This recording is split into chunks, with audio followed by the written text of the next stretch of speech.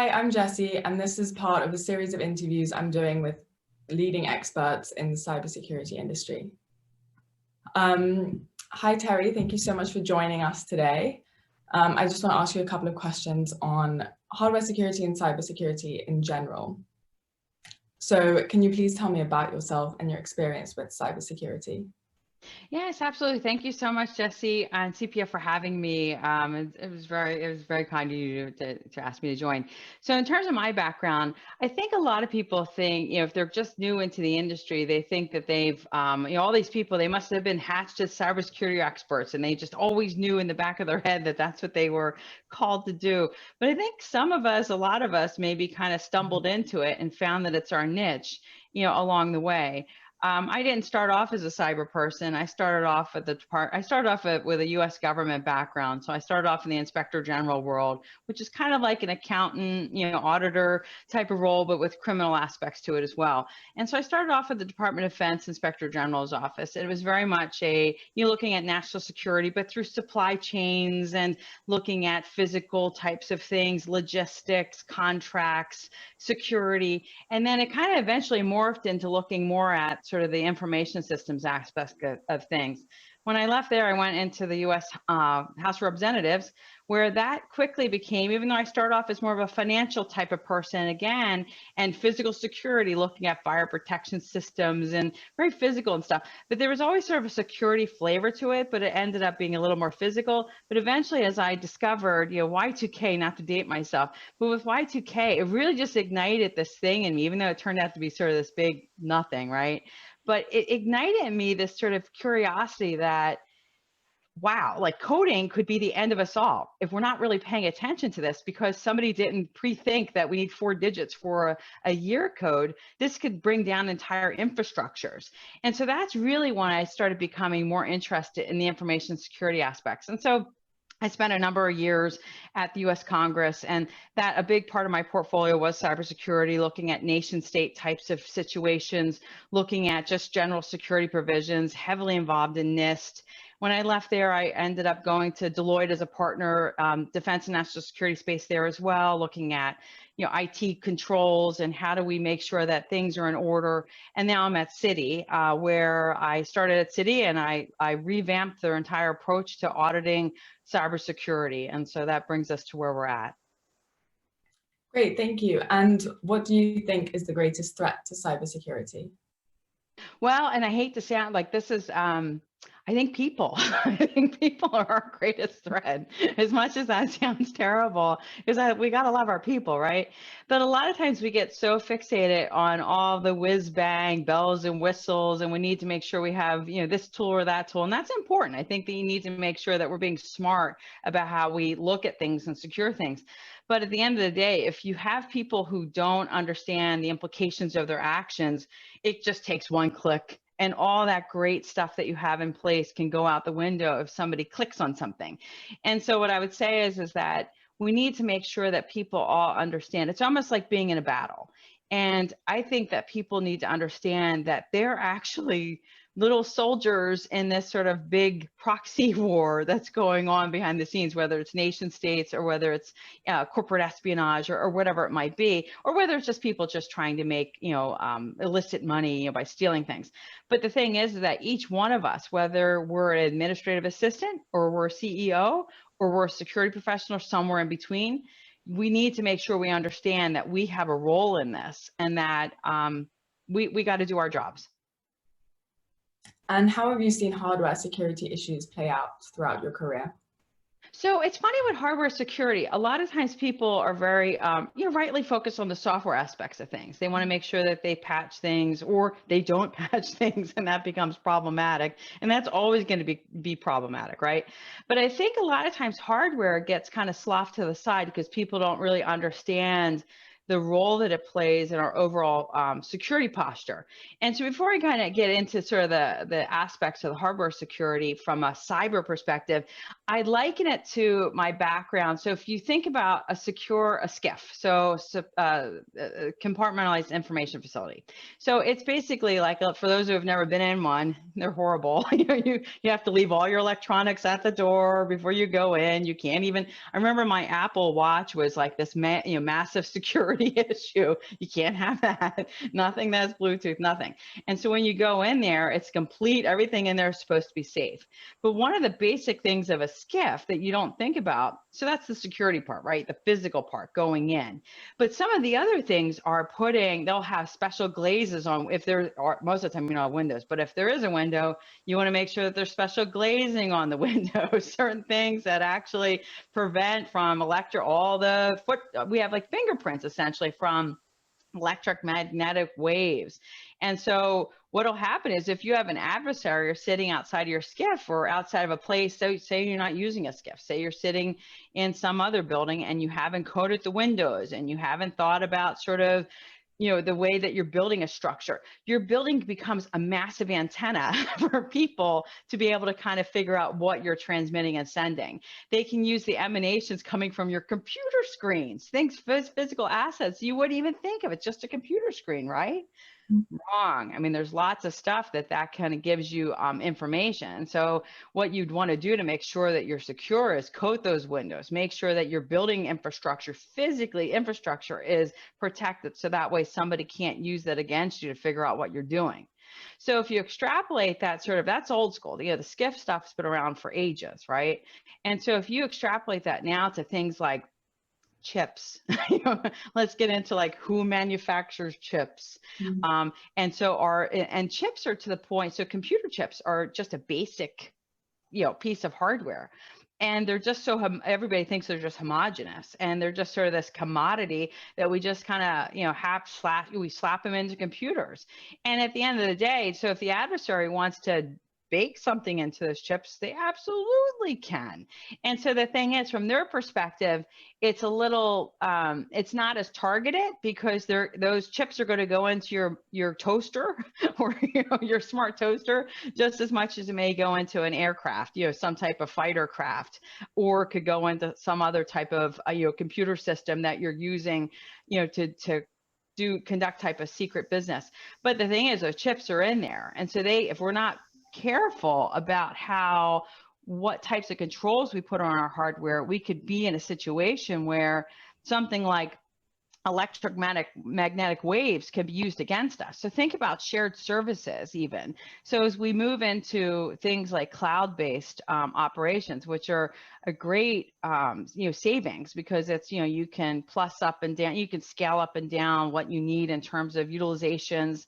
And you can outsource a lot of the hardware stuff that you would have had to have had inside. But think about sort of the shared aspects of the hardware that's being used for those cloud services.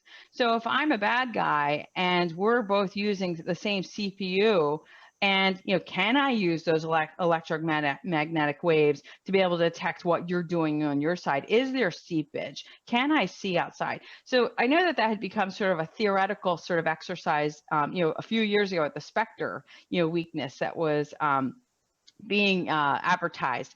But it's like, where are we at? And so I think that the other aspect is, I think a lot of times governments, I think, are a little more aware of the fact that they're a target. But sometimes companies don't understand that they're a target too. And it could be companies of all sorts of different types of backgrounds that you think about it in terms of critical infrastructure. So critical infrastructure could be financial services, which is what I'm in, because if you want to bring down a country or an entire civilization, go at their financial services, right? Or other things like power, water supply, railway, transportation. I mean, there's so many different parts to critical infrastructure. So if you really wanted to bring down literally a civilization, you can do it through hardware manipulation. And I don't know that a lot of these industries understand maybe they do, maybe they're getting there. They didn't definitely probably 10 years ago, 5-10 years ago, but I think that they're coming along. But the thing is, in terms of hardware security, like old school SCADA systems, right? That's what most of your old, the critical infrastructure like power and nuclear and all that sitting in SCADA types of things. So I guess that was a long-winded answer, but hardware security is definitely a part of this, and I think it's often overlooked. Yeah, and the next question relates to that. I wanted to know what you think are the greatest misconceptions with hardware security. Yeah, so I think that people are thinking 1990s and they think, oh, it's a physical server. And that was really important.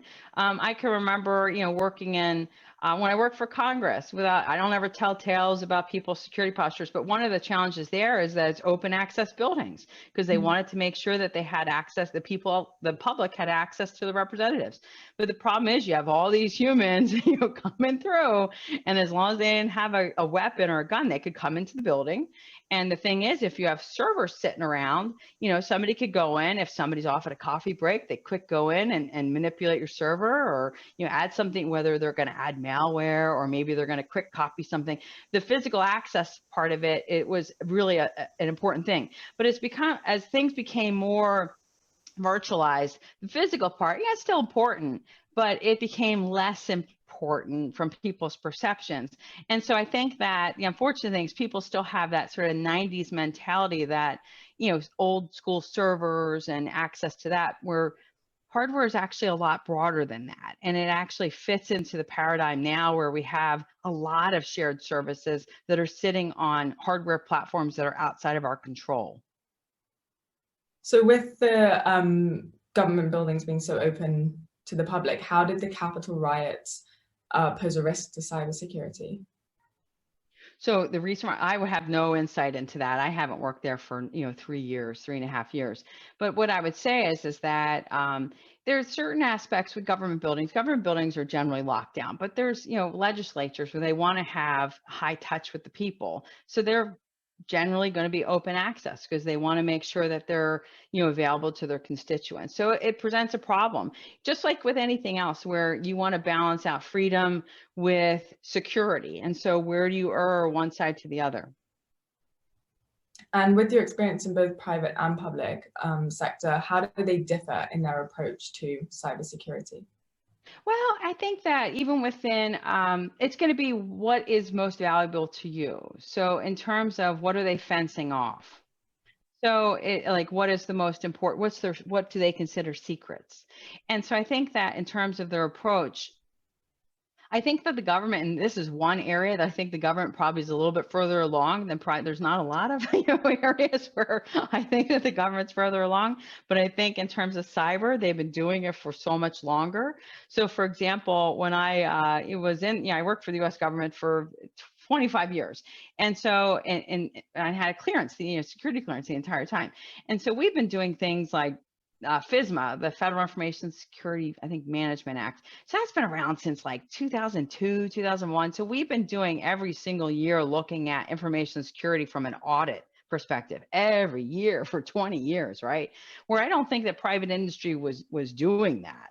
And so I think in terms of the difference in approach, I think it's a little more structured. I think that there's specific controls that you're required to test and to attest to as to whether or not they're functioning in place. But in terms of their in terms of the assets and resources that are applied to it, I think that private industry is definitely getting up there, where they see the risk. They see boards definitely are seeing this as something that's incredibly important. Cyber is one of those things that if you look at, I'm a certified public accountant in addition to being into cyber. So when I think about putting on my financial sort of background, we can do financial statement audits. We can talk to about, a company being, in good financial health and all that. There's very, very few financial transactions that in one day will knock you out of business, right? I mean, there's some, but very few. Cyber, you could be, clucking along, doing your thing. And then because something happens to your cyber, situation, you could be, problematic from a going concern perspective. There's very few things that can do that to you. And so I think that cyber is on the top of mind for private and government. It's just, I think government's been doing it a little bit longer. And how does the supply chain pose a threat to cybersecurity? Oh, that's a great question. So I think the supply chain again is one of these things that the government is probably a little further along, where they have certain control, especially if you're in the classified space. I mean, there's certain controls over, where your sourcing is coming from. A lot of times they'll advertise, if you work for an intel type of agency, they won't even put out the fact that that's who it is who's sourcing, who's asking for laptops or whatever it is that they need. So they go through a couple extra hurdles, and it's a little more black box about it and stuff, but there's still risks there, right? But at least they go to that extent. Where in private industry, they're just going about their business, and they're buying laptops and they're buying equipment. And a lot of them aren't going to be thinking about it from that perspective. Who could intervene in the supply chain? So let's, for those who might watch the video who may not understand, well, what's supply chain have to do with cyber?